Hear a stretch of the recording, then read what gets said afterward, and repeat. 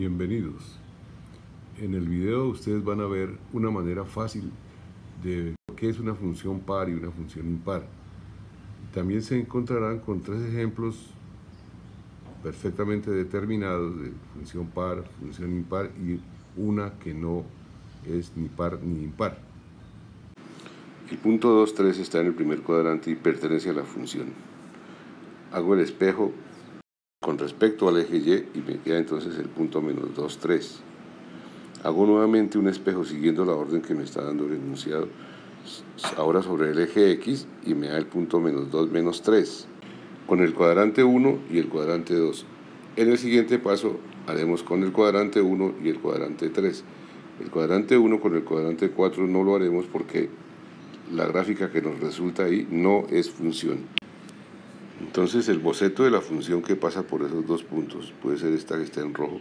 Entonces, ¿qué tengo yo? Que f de 2, para este caso, es igual a 3. F de x es igual a y. Miramos al otro lado. F de menos 2 también es igual a 3. 3, 3. Lo cual quiere decir que f de menos 2 es igual a f de 2, o se puede escribir también que f de x es igual a f de menos x. O sea, que eso significa que esa función es par. Y la definición me dice entonces que si f de x es igual a f de menos x es porque f es par. Primer y tercer cuadrante. Tenemos el punto 2, 3, o sea que f de 2 es igual a 3.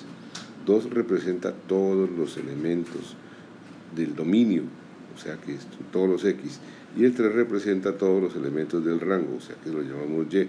En general podemos escribir f de x igual a y.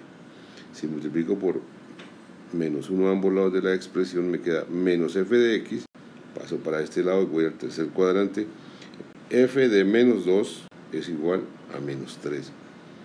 O sea que f de menos x es igual a menos y. Miramos esto, está acá escrito.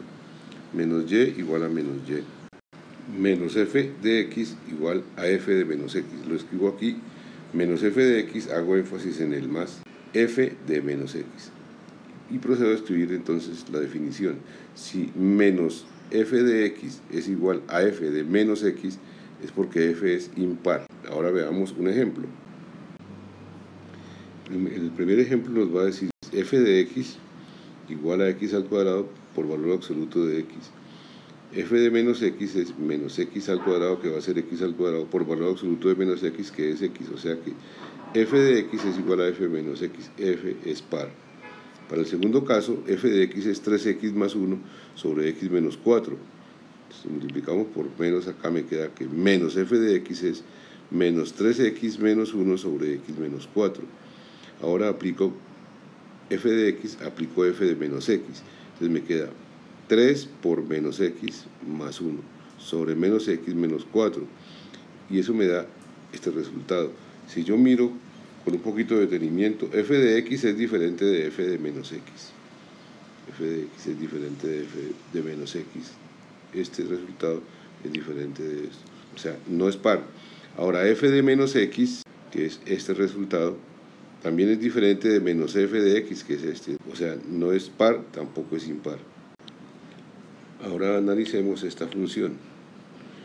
Entonces me queda f de x 5x menos x al cubo. F de menos x, donde esté la x tengo que poner menos x. Entonces queda 5 por menos x menos x al cubo. Entonces 5 por menos x me da menos 5x.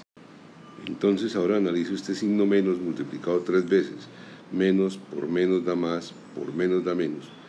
Y con este otro menos, entonces me queda más. O sea que me queda aquí más x al cubo. En este paso factorizo el signo menos. Menos, paréntesis, factor de 5x, y el más se me convierte en menos, menos x al cubo. 5x menos x al cubo es f de x, o sea que eso es menos f de x. Por tanto, la función es impar.